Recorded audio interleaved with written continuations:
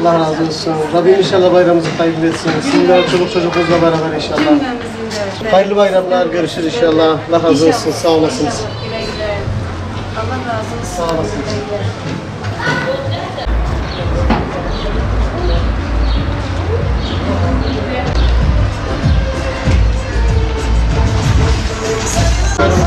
İnşallah.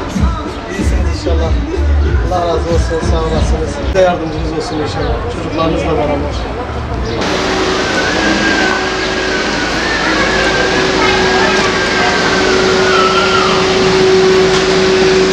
Selamünaleyküm Allah'ım. Kolay gelsin. Malumunuz biliyorsunuz Yasin Böreği dağıtıyordu. O şekilde şeyi de Diyarbakır'da. Onların hepsinin tamamlanması için, fakirlere götürmek için biz de inşallah dedik onların ulaştıramadığı eti ulaştırmaya çalışıyoruz inşallah. Allah sizden de razı olsun. Rabbim kabul etsin inşallah. Allah bayramı mübarek olsun inşallah. Allah razı olsun. Sağ olasın. Şimdi öncelikle İslam aleminin bayramını tebrik ederim. Gaziantep'imizin ve tüm dünyanın bayramı mübarek olsun inşallah. Müslümanların bu mübarek günlerde bulunma hesabıyla kardeşliğin, sevginin, dayanışmanın bir an olduğu bir yerde. Bizler de bundan 7 yıl önce Yasin Börü ve arkadaşlarının özellikle kurban eti dağıtmasından sonra canilerce, vahşice bir şekilde katledilmesinin yıl dönümüdür.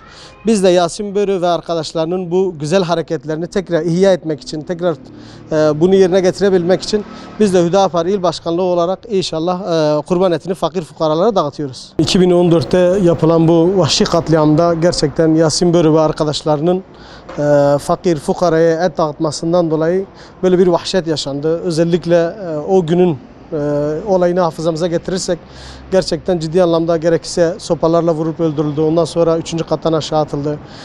Üstüne benzin döküldü. Daha sonra arabayla üstünde geçildi.